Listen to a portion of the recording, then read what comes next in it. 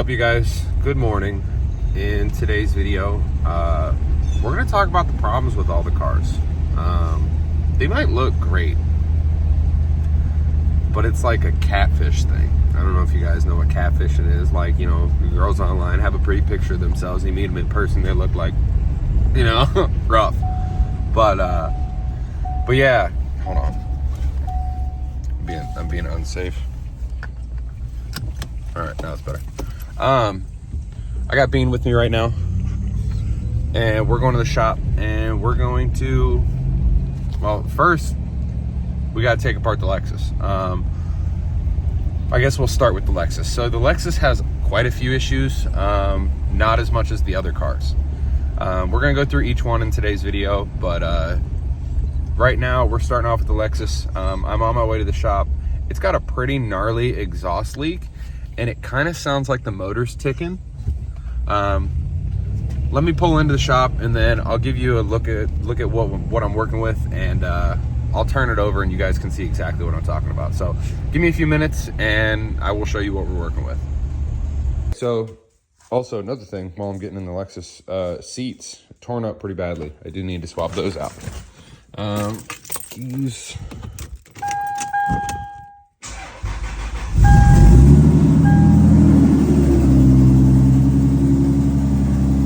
You guys hear that?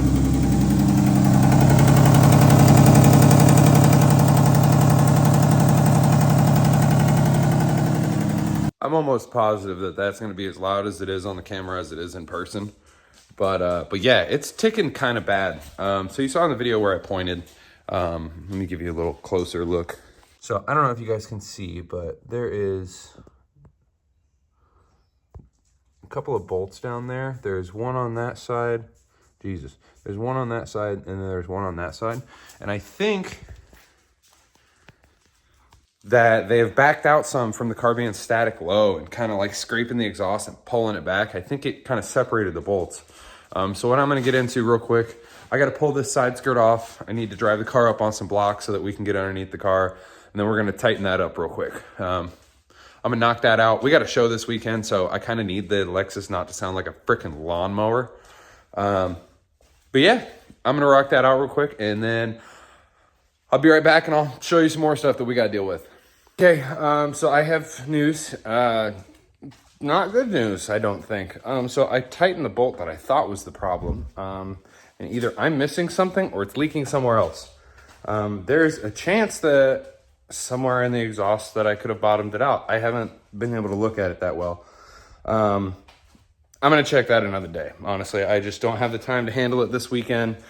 I'm rushing right now. I got to go to work soon. So I'm just going to tolerate it this weekend. And then I think Saturday, here in like 3 or 4 days from now, I think Ryan's going to come over, and I think we're going to do the fuel tank on the Integra. But yeah, while I have you, I'll at least tell you the rest of the issues with the Lexus before we go and grab the Integra. Okay, so some things that are wrong with the Lexus are things like this. The bumper has bottomed out so much that it actually has scraped into it real hard. It's supposed to be connected at the bottom there. And then every time I bottom out, you can see there's a bolt in here, but this just sways in the wind. So that kind of sucks. I have plans to switch that out for a JDL rear bumper. It's fiberglass. It brings it up a couple of inches and it makes the rear look a little bit better. It's not going to be a huge variation from the kit that's on there now. So it should look relatively like it flows, but then the bumper on the rear will be a lot more aggressive and it'll look like the 370s, how it's got this portion that comes up with all the nice details and stuff. Another thing that I got to deal with is there's little spots all over the car where, like here, me and Ryan had painted the car, and whenever we painted it, we apparently didn't tape it off the best. So these are little primer marks, but then at the same time, if you get closer, everything's starting to fade up here. So I've thought about looking into a new sunroof. I don't know if it's 100% worth it. It's looking like something I'm obviously going to have to do anyways. So that is also on the list. Another thing, whenever we got the hood wrapped, we lost the windshield wiper pieces. Okay, that's a little bit of an exaggeration. So what actually happened is we had the first ones, we sanded them, and then the wrap wouldn't stick, so we just got rid of them. It was the first set of ones that we lost the first time we wrapped the car. So with this one, I just kind of have let these go. I don't really need them to clean the windshield. We keep the car pretty clean. We don't really drive it in bad weather. So that's not too much of an issue to deal with there. But to be honest, I don't really think there's a whole lot else. Oh, there's a small spot of rust starting to start here. So I'm thinking within the next year or so, we'll probably get that cut out and just put a new piece on there. Since the side skirt covers that, it doesn't need to be perfect with the body line. I mean, I think I'm gonna get it perfect with the body line, but it's not super necessary since it's covered by the side skirt. So sure, other than that, the Lexus doesn't really have a whole lot of issues. I got the car in really good shape, and we've only put a couple of thousand miles on it since I bought the car, so we really haven't done a whole lot to need to do a whole lot. But at the same time, whenever I built the car to be a static car, we replaced like all the suspension. I think we did some other work to it whenever I first got it, like maintenance wise. I can't remember exactly. But I also know the hella horns need hooked up. I haven't done that yet. Anna's mad because there have been times where I've done some dumb shit while I'm driving. Like we're on a red light that I thought was like a flashing red light. So I gotta work on that. So I need to get her that horn so she's happier. While I have one of the side skirts off, let me show you guys what damage does for like, I think we did probably like 300 miles on this trip. So check this out real quick. So these are the side splitters that we got from Easy Splitters. From what I've worked with so far, the bolt has almost ground itself flat with these. So I really need to put a washer on there before this bolt sucks itself through. I don't know if I can find some maybe like harder material metal washers, or not washers, but nuts and bolts, so I can deal with that. But it's just scraping up pretty good. It's holding up just fine. I believe they're aluminum and then a type of poly material, it seems, and then another sheet of aluminum. So on the back side here, we've burned through all the aluminum on one side, and then the front we kind of nicked it a little bit. So I'm thinking about maybe putting a bolt right in the very front, because it's obvious that these being right back here are causing a bit of an issue.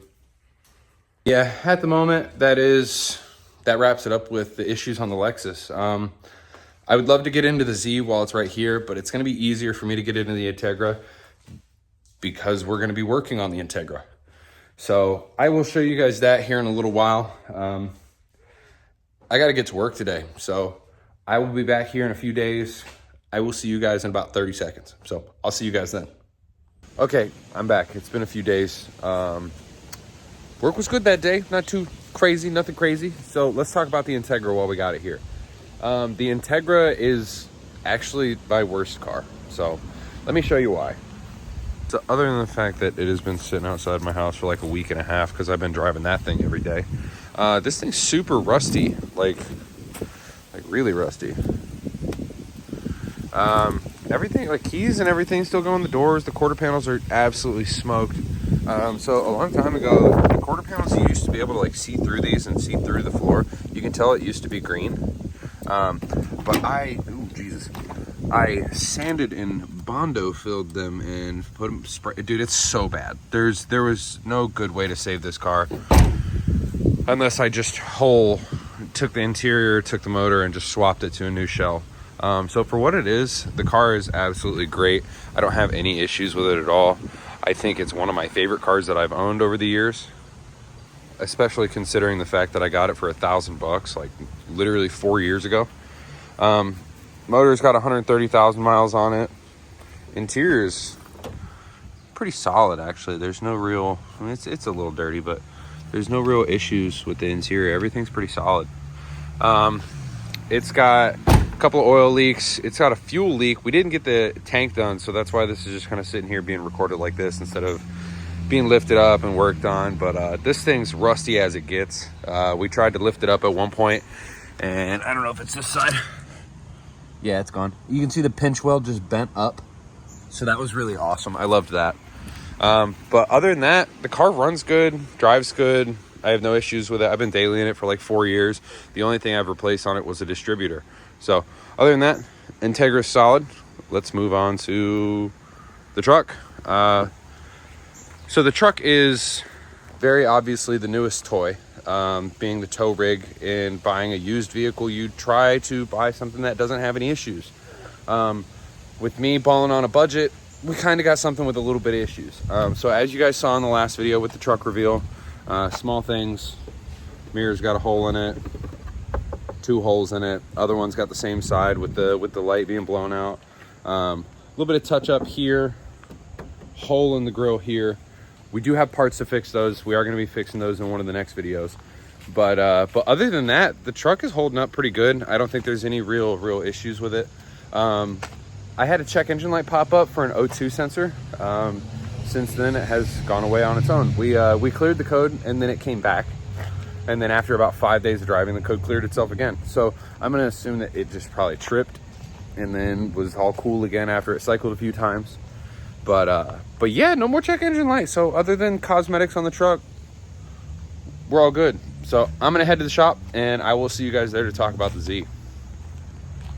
Well, there she is in all her pride and glory. This is not the one that I look forward to talking about because the Z has a lot of issues. Everybody sees it and it's cool, right? But to me, it has tons of imperfections. I assume everybody feels that way with their own cars. But yeah, let's dive into this. Let me show you what's really wrong with the Z. All right, we're gonna start with the immediate things on the outside. Front bumper. So whenever I got this bumper overlaid, oh yeah, this is an overlay and that is also an overlay. That is a full replacement. So these two things have some issues just because they weren't done very well. I ended up having to get a refund on most of the work, which sucked, but I've been trying to make it work over the last few years with doing clear coat repair and, you know, all kinds of stuff. But yeah, stuff like here, I don't know if you can see this big black line that was in here. I think the carbon got split there or something, and then it just looks like it was all pushed back together, and then that was where it held up, I guess. Other than that, the front bumper doesn't look too bad, too bad. There was a time when I was driving a couple of weeks ago, and I got a couple of rock chips, so I need to repair those. In person, they stand out as a little more of like a flat finish as opposed to the rest of the bumper being super clear. Other than that, front bumper's good. Fenders, this side is good. This side, I backed into the 370 with the Lexus Thanksgiving morning one year, so it's got some breaking and cracking right here, so that kind of sucks. Other than that, fenders are good. Hood is a big problem I've had for a lot of years. So whenever we got the hood overlaid, the carbon only went so far, right? So that's why you have this line here. And then we added the rest of the carbon on there. So like you can see in the middle, it went up to where it worked out. But then as soon as you got past that, we ended up having to splice it and add more carbon. There's no way to hide that because it's very obvious. On the other side, whenever I got this hood back, I noticed there was like some imperfections and some air bubbles in it, and I like pressed on it here, and this ended up like caving in right here, and then it turned into a really big air bubble that we ended up having to fill, and then for whatever reason it all turned black. So that sucks. Those are the main imperfections on the hood, so I'm gonna get that changed out at some point. It's just a matter of when. I do have plans to do that. That is a priority. So hopefully I will be getting to that this winter. But we'll see what happens. I swear there's an issue with every panel on the outside. You guys see this dent here? Right here? I have no idea when that happened, but that has been there for years. So there's just issues on almost every body panel. Like there's a little scratch on the door over here. These side skirts fit horrible. I mean, like generally they fit good, but whenever it comes to like inside the door, like I can't even get that to, like it has a lot of room to be able to sit. But I also just never really got that repaired because, well, most of it's hidden by the door. There's a little bit that sticks out here, but it's really nothing to be super shocked about. The rest of the body is fairly okay. I lied, there's one more thing right back here. So with most of the kit being fiberglass, something that I run into is whenever it's in like really tight corners, it seems like it got like some pressure cracking or something, and it actually broke the top layer of paint. Now that could just be poor paint quality. There was also a spot here as well. It's kind of really hard to see back here. There's not very good lighting, but this was cracked. I touched that up with some touch-up paint. But other than that, the exterior of the exterior of the 370 is pretty good. It's not super crazy replacements and whatnot, but overall, outside pretty good. Let's move to the inside. All right. I don't know if this is obvious right off the rip, but just how this is sitting.